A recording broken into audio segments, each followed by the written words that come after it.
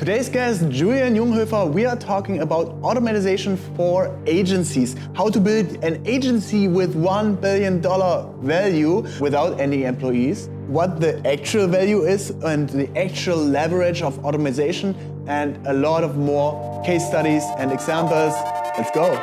New Trend Society, the BDX Marketing Podcast with Benjamin Dietering.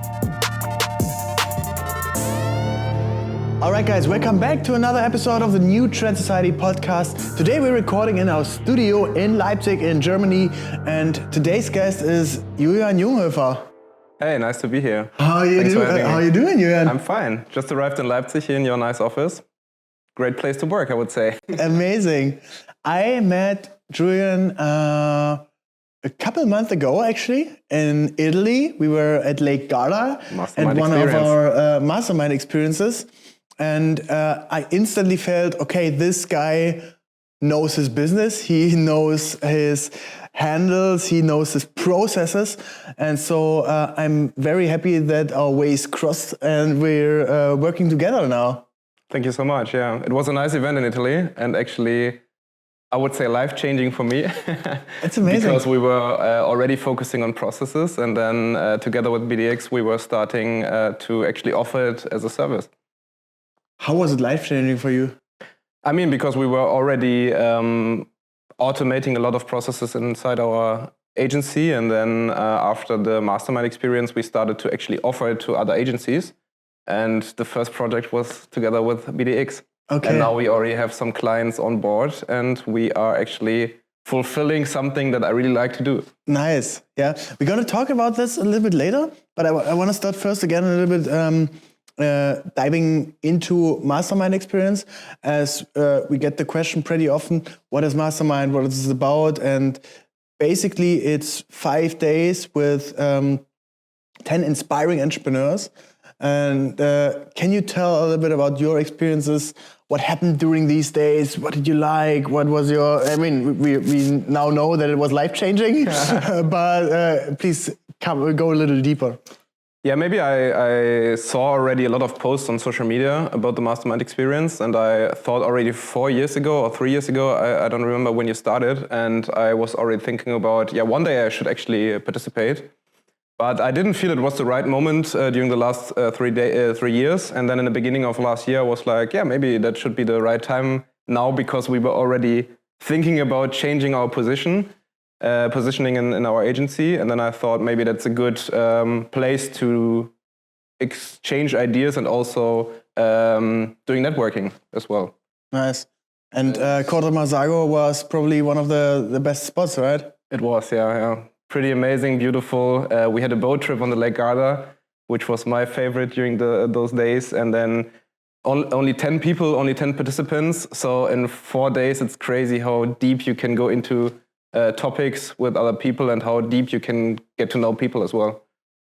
Actually, the boat trip was also one of my highlights. I mean, you have a couple of perks when you're an entrepreneur, right? Besides the long working hours and all the time you're putting into that. But I believe it's very important that you reward yourself.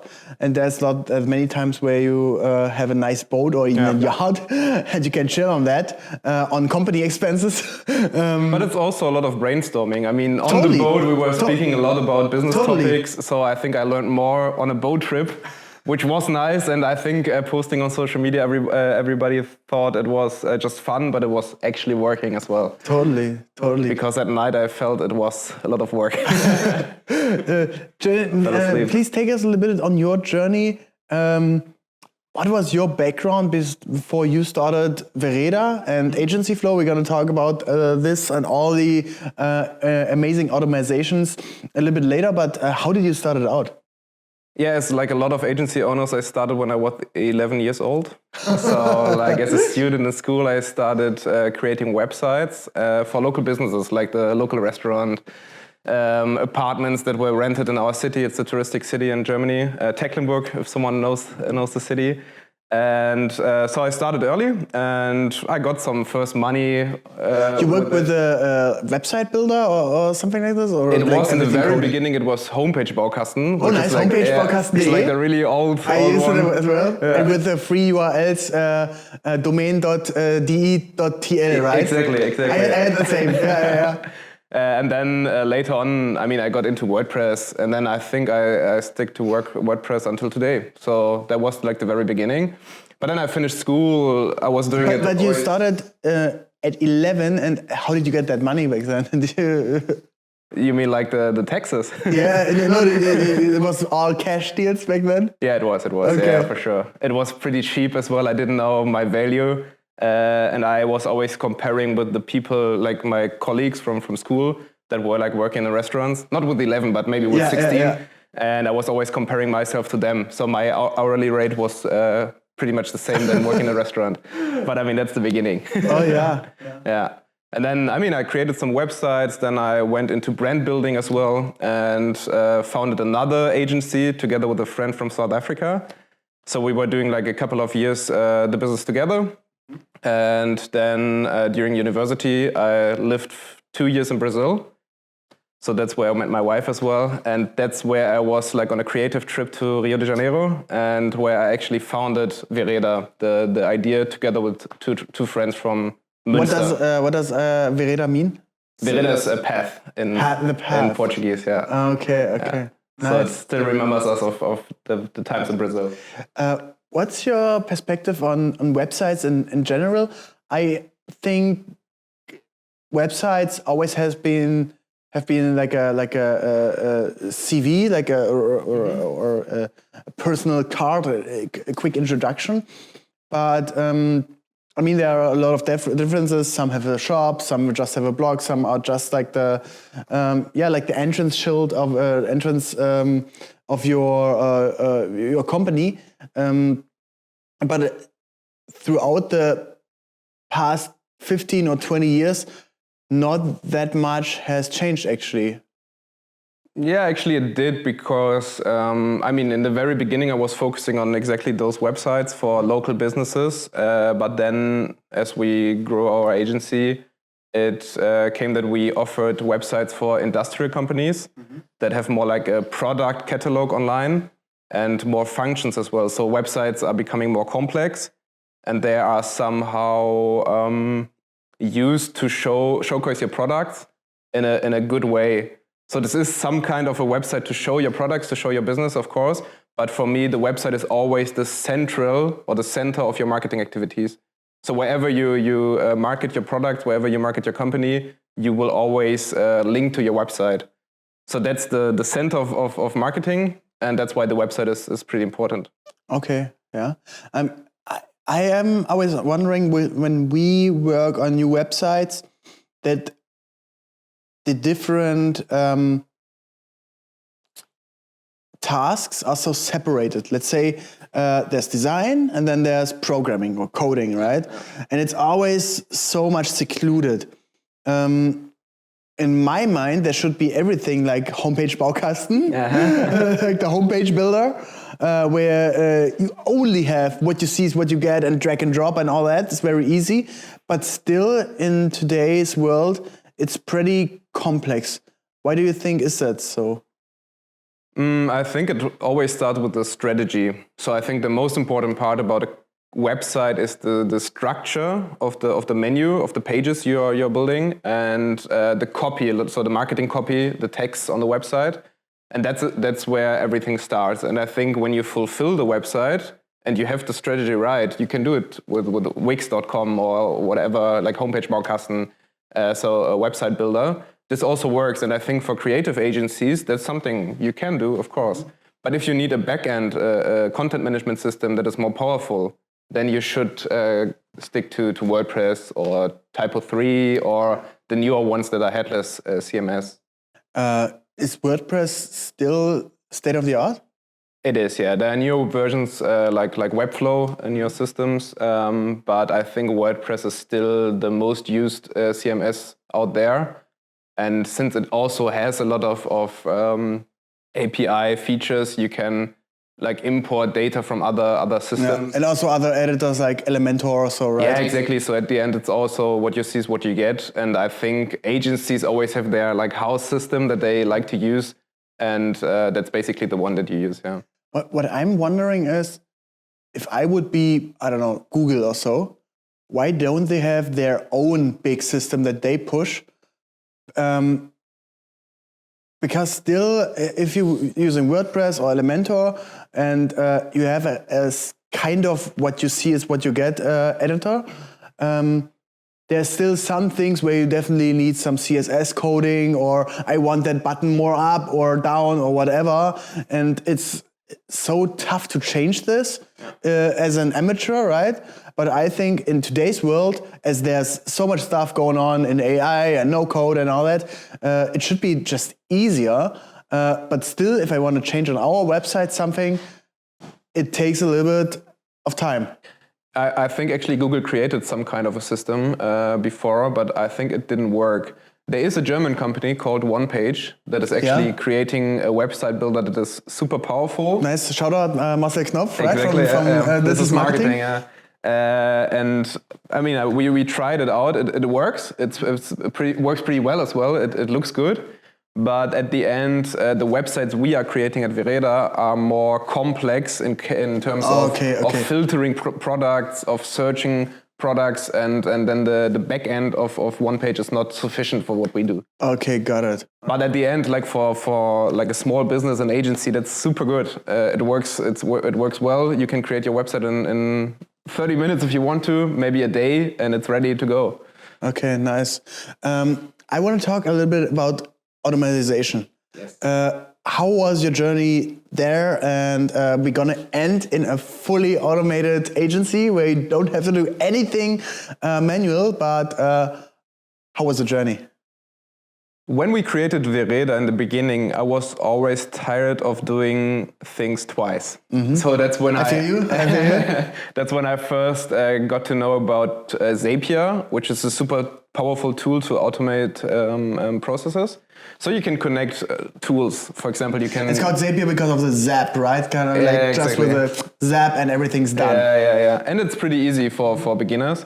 And then you can connect your tools. For example, like you have a form on your website, and if it's sent, those data is directly added to your CRM, things like that. Yeah, I remember this in the beginning. There's also a company called If This Then That. And I used it when I posted on Facebook. It also automatically posted the same thing on Twitter or stuff like that. But that was like back in the days, right? Yeah. But I think If This Then That is more like in a private use. So when you do it for your home, for example, you enter your door and then the lights go on. Mm-hmm. I think If This Then That is used for that one. Zapier is more like the business one, and then you can do a lot of things, and we started in the very beginning to do that, to like actually create a lean agency. So what we wanted in the beginning is create a small team that can do the work of a bigger team, so that we don't need to hire 20 people. We can do the same workload with only 10 people.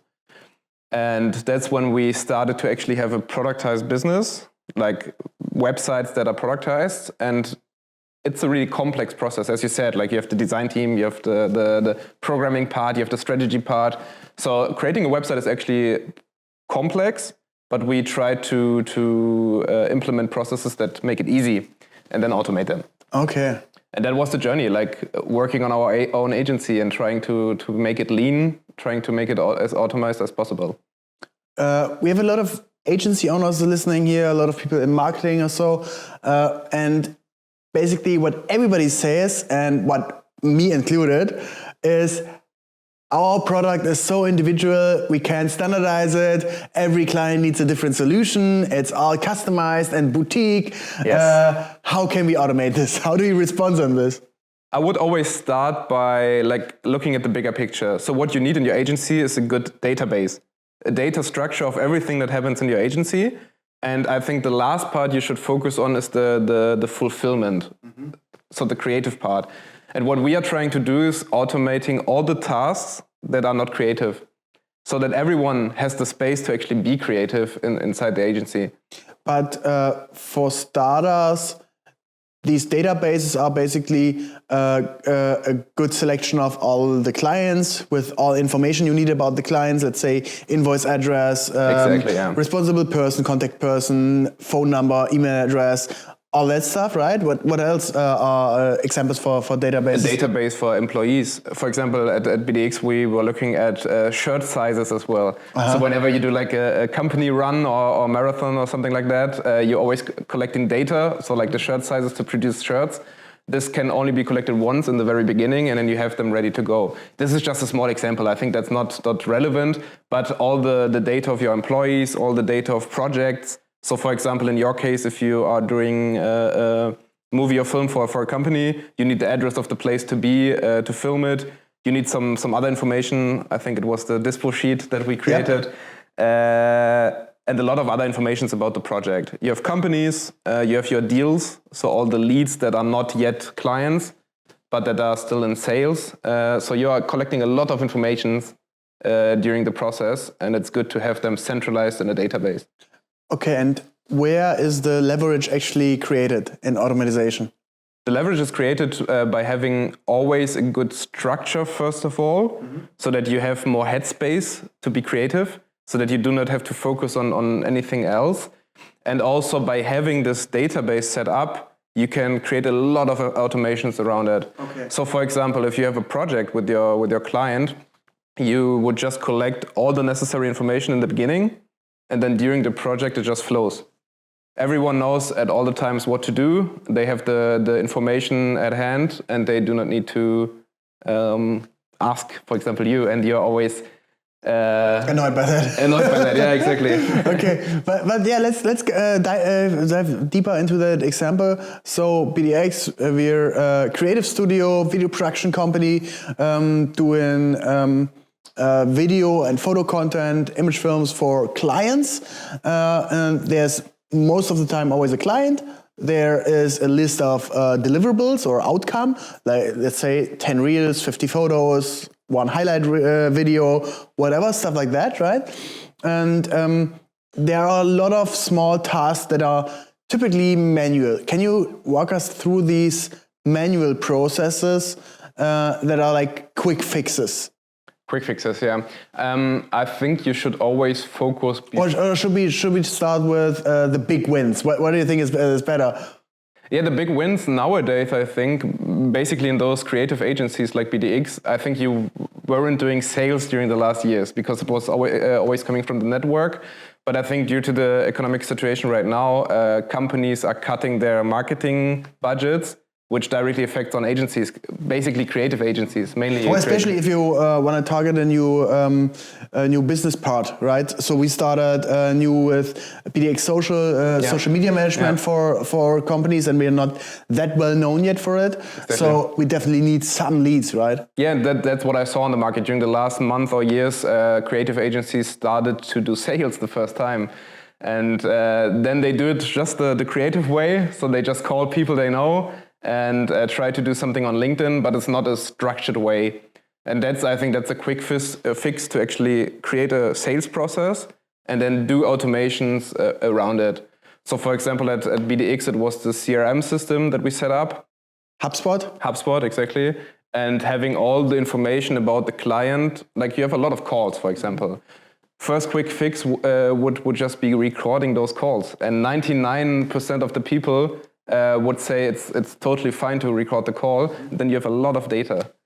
Like that's a lot of data that you're collecting from your clients. You have all the information the client is telling you about the project directly set up to your CRM or inserted to your CRM. And with this data from all the sales calls you're doing together with AI, which is then the leverage, you can have a lot of data to make good decisions as well. And have also like the wording of the client, which you can use for marketing. And you can reframe it, right? Exactly, yeah. So let's say the client mentions at some point he loves the video that, I don't know, Telecom produced. Then you can also mention that in your proposal. Or, yes. But it's always about also about words. For example, if like a company is calling, I just said a movie, maybe you would call it film. Yep. So then, if your client's always saying movies, you should also use the word movie inside your copy. This is just an example. What kind of recording would you use? I mean, we do all the calls with Google Meets right now. I know there are some AI tools like Other AI or so. What is your recommendation? Yeah, what I can tell you from our agency, but this is, I think, advanced, so this is not a quick fix. But for example, we are using Briefly.ai, which is just transcribing the meeting and not like recording the whole movie, the whole video. Yeah, but just having like the text. So when the meeting ends, the process is taking the content of the text and is working on it with ChatGPT, and then we are extracting all the necessary information from the call, and we have it directly in our CRM. Do you do that automatically? Automatically, of course. Okay, of course. Okay, nice. But then I have, for example, the information what the client needs, what's the budget, did we speak about budget, who's like the decision maker, because you're always talking about it during the meeting, and then in the meeting you can focus on the client, and you don't need to focus on making notes or that's pretty smart, actually. Yeah, it is. And then next steps, for example, we have already, what did I tell the client, what did I frame? So I have the next steps listed in our CRM and a follow-up email, which is the best one. The follow-up email is created automatically? Automatically, exactly. And it says exactly what I told the client in the meeting. Okay, and that's done with Briefly? Briefly AI, yeah. Okay. Briefly AI is just the tool to transcribe the call, and then we are using make.com to do the automation. Okay. What kind of to use AI. What kind of prompt do you use for ChatGPT? Just summarize this, or? No, I think prompting, that's like a whole topic on its own. Prompting is one of the most leverage, like the biggest leverage at the end, because if you master prompting, the output is way better. And for example, in our case, for this exact prompt on creating a summary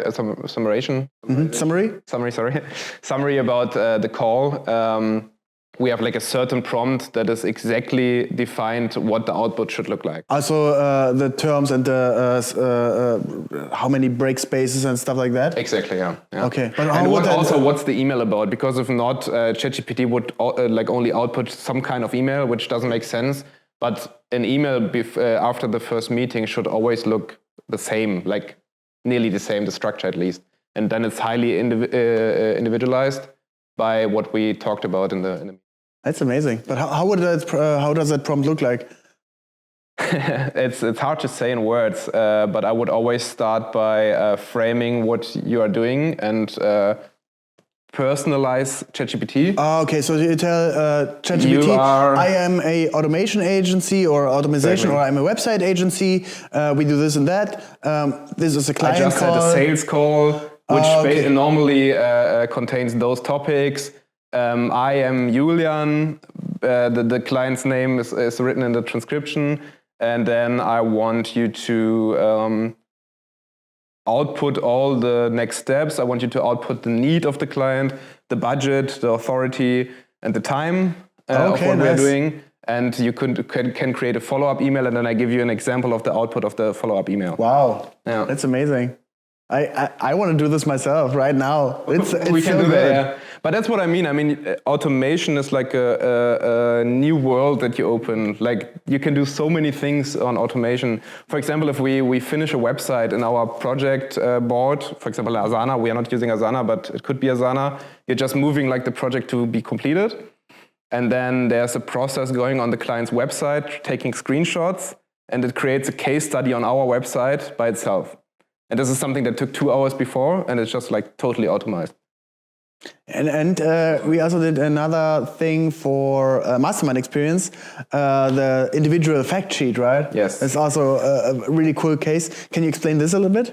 Yeah, that's where AI comes in place, because we can personalize sheets in sales that make the whole experience for the client way better. For example, in this case, for Mastermind Experience, when someone actually fills out the form on the website, you have like an Asana board created where you have like all the people that applied as tasks, and then a fact sheet is sent with all the information about the Mastermind Experience, and also the investment, which is like a pretty important part at the end. And we personalize those documents so that the person that receives the fact sheet and opens it feels really special. And this is like the mastermind is all about having good feelings, good moments. And I think the fact sheet is like one of the first moments. I mean, for Mastermind, I have the feeling that it works pretty good. Still, I get a lot of fake or scam emails right now, where people want to sell something to us, or it's always like these pseudo-automated stuff like, hey, Benjamin Dietering, I know you have an agency in Los Angeles and blank space. By the way, I gathered all that information from LinkedIn, whatever. That is right? actually a quick fix. You can just add an emoji to your LinkedIn name, because then always when someone writes you a message and you have this emoji inside your name, it's that it's just like but still, I mean, there's a lot of emails going out like that. How do we make sure your emails are first categorized as important and good content from the mail provider, and second, are actually valuable? And this is like if we want to go into the cold email and outreach systems, which we also highly automated in our agency. I think the most important part is the subject. So the subject needs to get the attention of the viewer. And this is the most important part, because that's what you are at the first place selling, the subject. So subject would be special offer for you, for example. three exclamation marks. But there are a lot of agencies that are like living wherever, but like they speak English, and then a lot of German people receiving English emails, they just don't open them. That's what I actually at least see. So okay. I think when you have the power of AI, you can just implement a process where you speak the prospect's language, and you just send emails in German, you send emails in English, depending on where the person actually lives and which language the person speaks. Okay. Interesting. I would love to dig even deeper into that. But personalization inside the email copy, that's also about prompting. So when you want to use AI to get information from the website, for example, what we do now in our agency to have like a personalized email, we are taking all the content from the prospect's website, and we are creating like a first phrase which is highly individualized by the content of the prospect's website. Okay. But then if you fail on prompting, it looks just stupid, as you said, and this doesn't make sense. So you always have to test a lot before you're actually sending out email. How much leverage do you have with automation?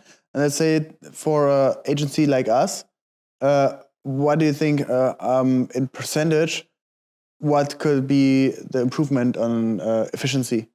On efficiency, I think it's, of course, you're always looking at saving time. And it's not only about saving time, because in the very beginning, when you start to structure your processes and you start to automate, you will invest a lot of more time.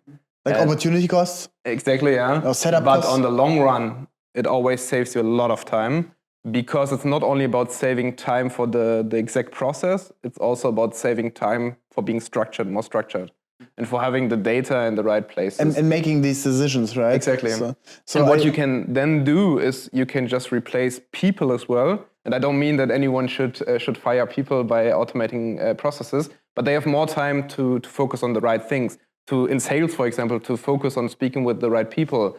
In marketing, to do better copy, to do better posts on social media, or in the fulfillment team, that you have more time to be creative, for example. And then you create actually a company that is scalable and that has processes where you can exchange people always in other positions, and which makes your company way more valuable. So let's say, for example, our process creates automatically the connection between HubSpot and Moco, which is an agency tool. It also automatically creates a disposition sheet with a call sheet and the Dropbox folder, which usually everything takes maybe 5 minutes or so. But if you have this 500 times a year, that's already 2,500 minutes. And But now you're focused on the time saving only. And this is important. This is important. But this is the onboarding flow. For example, there's a new client that just signed the contract, and automatically everything is created: a Slack channel, Google Drive folder, Dropbox folder, whatever. And this is more about having the right folder at the right place, so quality assurance, so that the team has everything set up to start working. And what you also do is like you have more quality and less errors. That's about this as well. That's true. How do you think is the development of that? Like in the future, I mean, we're still in the beginning. ChatGPT was released 1 year ago? No, 2 years. 2 years ago? Beginning of 2023. Yeah. So not that long ago, but it's still in the beginning. How will that look like in 2 years or 3 years? It's crazy. I mean, I just saw a panel talk last week about Claude launching like a new assistant, I think they call them, where you can just talk to Claude, and there's like a system going onto your desktop, and it's like opening programs and things on your MacBook, and it's doing everything for you. For example, you can just tell him to say that you wanna watch a movie in 3D somewhere, and in the closest cinema. So the process goes, opens Google Maps, looks for the closest cinema, and creates a calendar task for you in your calendar. It's crazy. And this is all like, everything is fully automated. Okay. Wow. So I think it takes us like way further still. Like, I think we are just in the very beginning. But how will this change the agency landscape? Can you just tell Claude, hey, design me a website with these kinds of specifications? Or yeah, I think agencies that are not focusing on AI and automating processes yet, that they will have hard times competing with agencies that do. And since marketing budgets are way smaller, pretty much in the next years, both in Germany and the USA, I think that you have to be more efficient to also lower your prices a bit so that companies will still be able to pay you. And I think agencies that don't, they will just have hard times on the market. Mm-hmm. What else will change? About AI and agencies? Or in general, if you think a little bit broader what AI brings. I mean, right now we see all these different tools, but you still have to know how to use them. And I would say maybe 80% of the people know about ChatGPT, and even my mom knows it. But that's the thing. But she can't prompt, right? Or she can ask something, but she can't prompt that good. But where will that go? Will it just be integrated in all of the software automatically, or? Yes. Because right now, I mean, every B2B SaaS company is already implementing AI somehow in their processes. I mean, they tell that they're doing it, but still, exactly. And I think that's nothing that actually really makes the difference. But it will come definitely, because if you see what is already possible, there will be so many things and so many people that. Because you always said, you shouldn't be a taxi driver because cars will be able to move automatically. Autonomous. I actually saw that you posted about it in LA, I think. That was amazing. Guys, I have to tell you the story. So Waymo is the automated car company by Google. And they rolled out in San Francisco first. And now they expanded to Los Angeles. And you could sign up for a beta program to use it, and now they rolled it out, and basically you can use it same as an Uber. The car, and it's super easy. They removed every friction. You don't have to sign up. You just put in your phone number. Then there's a two-factor authentication, or like a PIN you have to put in that they know it's real. And then you can instantly use it. Car pulls up. You have to put a trigger in the app that the doors unlock. Then you get in, and the car says, "Hey, welcome, I'm here." And even on the top of the car, there's a radar, and it shows your initials, so that they know it's your Waymo, and it showed BD. So we went in and then started driving. And it was amazing. They also make it a cool experience. So they have some cool futuristic music playing and some stuff. But it was actually pretty wild to see that it actually works and it's very But we knew that 5 years ago already, that this is coming. Yep. So people said you shouldn't be a taxi driver because cars will be self-driving, Yep. but you should go into creativity because computers will never won't be able to do creative work. And nowadays with ChatGPT, it's crazy. And I think this will be happening in the next years, that we have a lot of jobs that are actually useless, if I can say it like this, because AI will just do it. What do you think will happen then? I think a lot of people... To the whole society? I think a lot of people will actually have to do something else. And the ones that are already focusing on AI, for example, and that they are creative and know how to use AI will be the ones that have an easy and safe life afterwards. So that's why I think every agency and every company actually needs to focus on automating processes. This is the first thing to be more efficient, but also on AI and using the potential of AI now in the very beginning.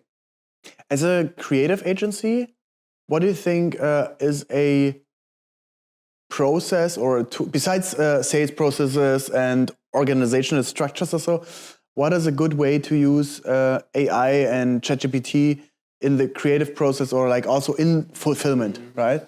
I think there are lots of tools out there that you can use. For example, if you want to create a new business, there are some tools, I forgot the name right now, but there's a tool where you can create a business model canvas. I'm not sure if you know what a business model canvas is. Yeah, like from the startup scene. And this is created like automatically and pretty good. So you have already like the competitors of your idea. There are lots of things already pre-filled, and this is crazy.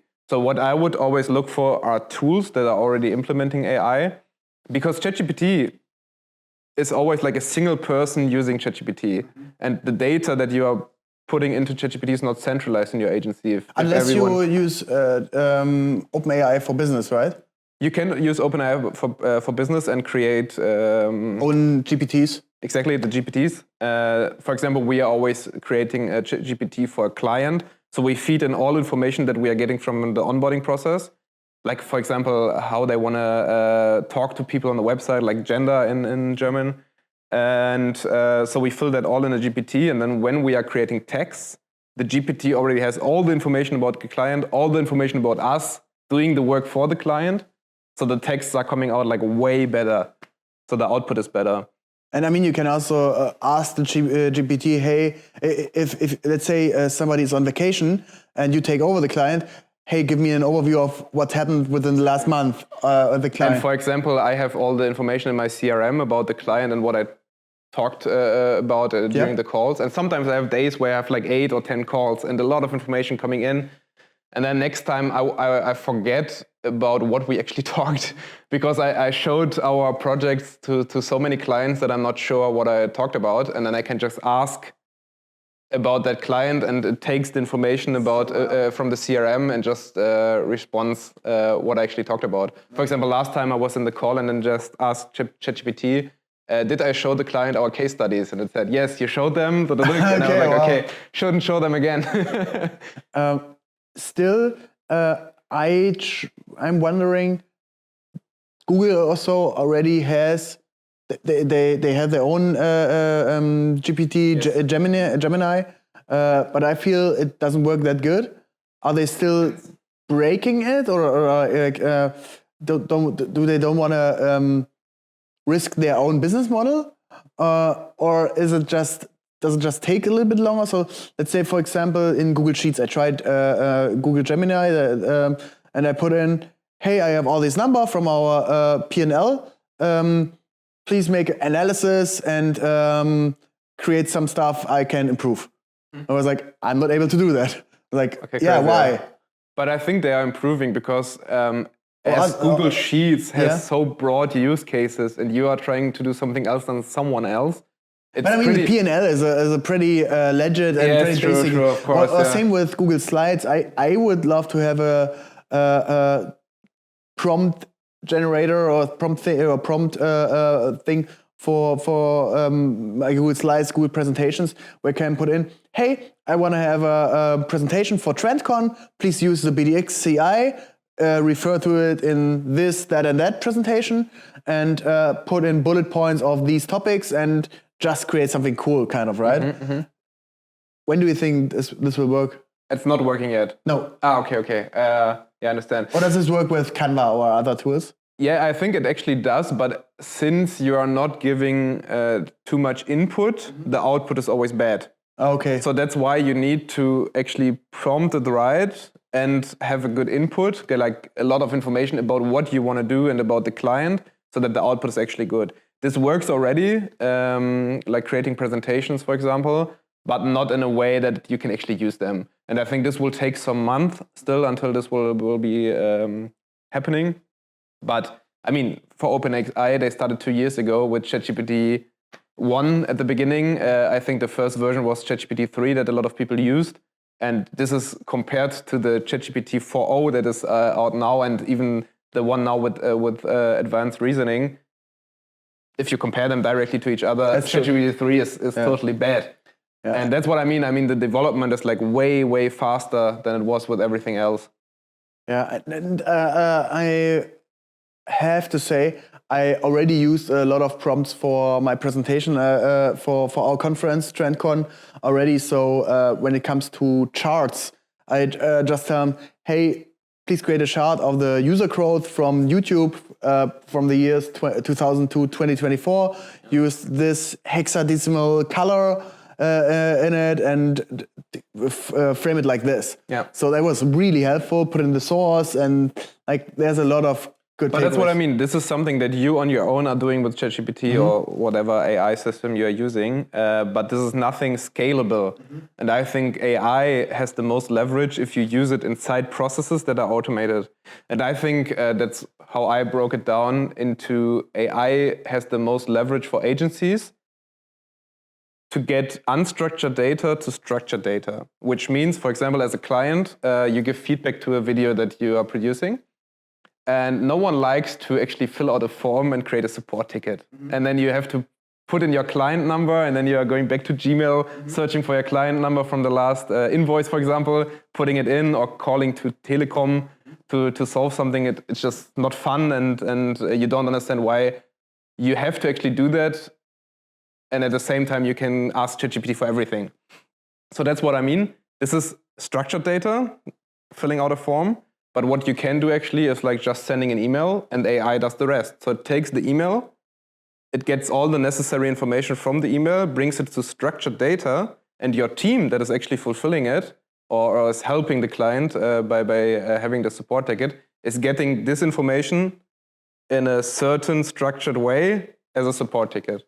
That's amazing. So to-dos are created from the email. The client gets a response via email that someone is taking care of the thing. It's already personalized about what they are taking care of, and the person that is solving the support ticket has like to-dos based on the email.